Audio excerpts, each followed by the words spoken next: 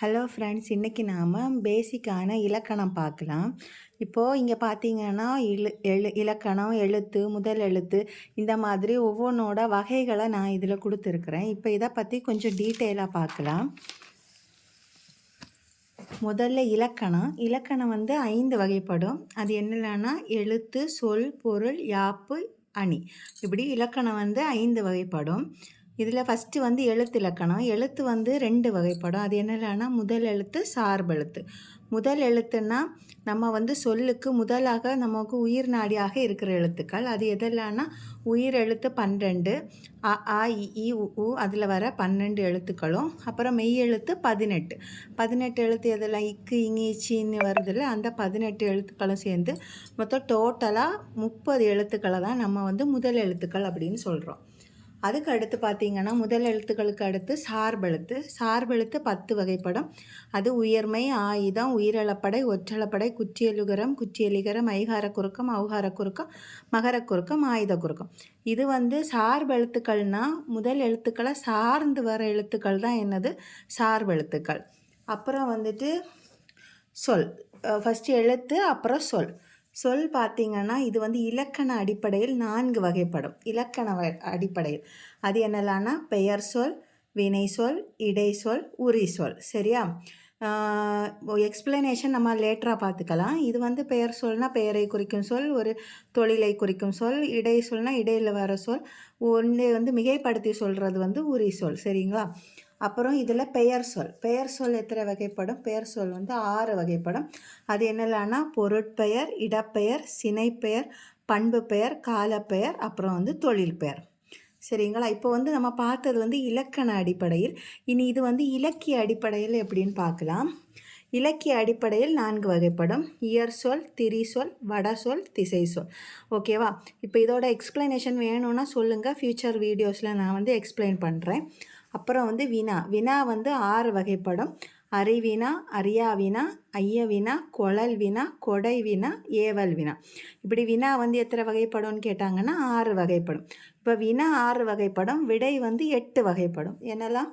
சுட்டு விடை, மறை விடை, நேர் விடை, ஏவல் விடை, எதிர்மறை வினா, எதிர் வினாதல் விடை, உற்றது உரைத்தல் விடை, உருவது கூறல் விடை, இணைமொழி விடை. இப்படி விடை வந்து 8 வகைப்படும். அப்புறம் பார்க்க போகிறது உயிரிழப்படை. அளபடைகள் எத்தனை வகைப்படும்னா 4 வகைப்படும். ஒன்று வந்து இயற்கை அளபடை, சொல்லிசை அளபடை, இன்னிசை அளபடை, செய்யுளிசை அளபடைன்னு 4 வகைப்படும்.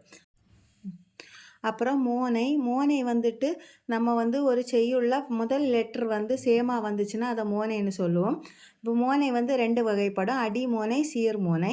இப்போ சீருங்கிறது முதல் ஒரு சீரில் இருக்கிற மோனை, ஒரே மாதிரி இருக்கிற மோனை வந்துச்சுன்னா அதை சீர் மோனைன்னு சொல்லுவோம். இந்த சீர் மோனை 7 வகைப்படும். அது இணை மோனை, பொழிப்பு மோனை, உருவு மோனை, ஊளை மோனை, கீழ்கதுவாய், மேல் கதுவாய், முற்று. இதில் அந்த முதல் சீரில் முதல் எழுத்தும் ரெண்டாவது முதல்ல வர ஃபஸ்ட்டு வேர்டில் வர ஃபஸ்ட் லெட்டரும் ரெண்டாவது வேர்டில் வர ஃபஸ்ட் லெட்டரும் ஒன்று மாதிரி இருந்துச்சுன்னா இணை மோனை. அதுவே ஃபஸ்ட்டும் தேர்டும் இருந்துச்சுன்னா பொழிப்பு மோனை. 1 4 இருந்துச்சுன்னா உருவு, 1 2 3 இருந்துச்சுன்னா கூளை, 1 2 4 இருந்துச்சுன்னா கீழ்கதுவாய், 1 3 4 இருந்துச்சுன்னா மேல் கதுவாய், முற்றுன்னா எல்லாத்துலேயும் ஒரே மாதிரி இருக்கும். 1 2 3 4 இருந்துச்சுன்னா அது முற்று மோனை அப்படின்னு சொல்லுவோம். இதுதான் எதுகைக்கும். எதுகை வந்து செகண்ட் லெட்டர் வருது, சேம் தான். அதே ஃபஸ்ட்டு சொல்லும்போது 2வது லெட்டர் அடி எதுகை, சீரதுகை, திரும்பவும் இணை எதுகை, பொழிப்பு எதுகை, இதே மாதிரி இந்த மோனை மாதிரி. ஆனால் மோனையில் முதல் லெட்டர் சேமாக வரும், எதுகையில் வந்து 2வது லெட்டர் சேமாக வரும். அப்புறம் பார்த்திங்கன்னா பதம் வந்து 2 வரும். ஒன்று வந்து பகுபதம், இன்னொன்று வந்து பகாபதம். இந்த பகுபதம் வந்து 2 வகைப்படும். ஒன்று பெயர் பகுபதம், இன்னொன்று வந்து வினை பகுபதம். பெயர் பகுபதம் பார்த்திங்கன்னா பொருட்பெயர் பகுபதம், இடப்பெயர், காலப்பெயர், சினைப்பெயர், தொழிற்பெயர், குணப்பெயர்னு வரும். இது வந்து இந்த 6 வந்து இந்த பொருள் இதில் வர்றதான் பெயர் சொல்ல வர அந்த அதுக்கு எல்லாத்துக்கும் இருக்கிற அந்த வேர்டு வர மாதிரி இருக்கிற பகுபதம்.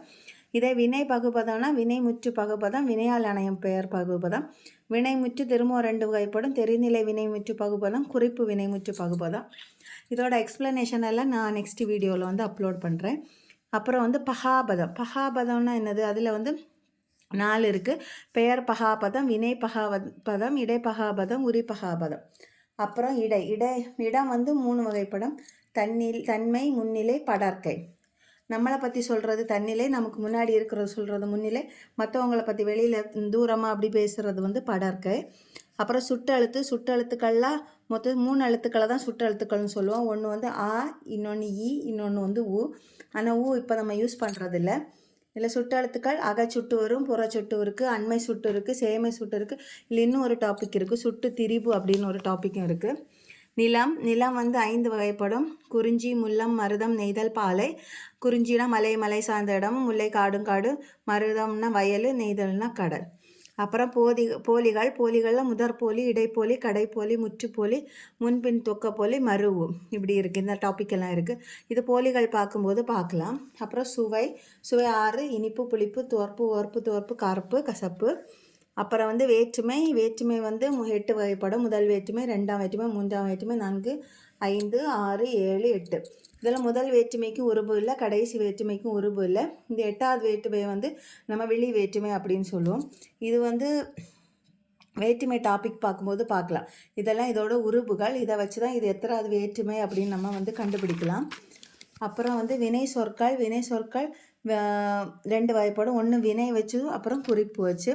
அப்புறம் திணை, திணை வந்து 2: உயர்திணை, அகத்திணை. உயர்திணைனா இந்த பகுத்தறிவு உள்ளவங்கள சொல்லுவாங்க. அரசன், அம்மா, அப்பா, ஆசிரியர், தேவர்கள், அவங்களெல்லாம் நம்ம உயர்திணைன்னு சொல்லுவோம். அற்றிணையில் வந்து மரம், புத்தகம், காடு, மாடு, எது வேணாலும் சொல்லிக்கலாம். ஆக்சுவலி இப்போ நான் வந்துட்டு கொஞ்சம் டாபிக்ஸ் தான் சொல்லியிருக்கிறேன். இதை பற்றின ஃபுல் எக்ஸ்ப்ளனேஷன் நெக்ஸ்ட் கம்மிங் வீடியோஸில் ஒன்றா வந்து உங்களுக்கு வந்து அப்லோட் பண்ணுறேன். உங்களுக்கு ஏதாவது நியூ டாபிக்ஸ் வேணும்னா சொல்லுங்கள், அதுவும் உங்களுக்கு கிளாஸ் எடுக்கிறேன். தேங்க்யூ.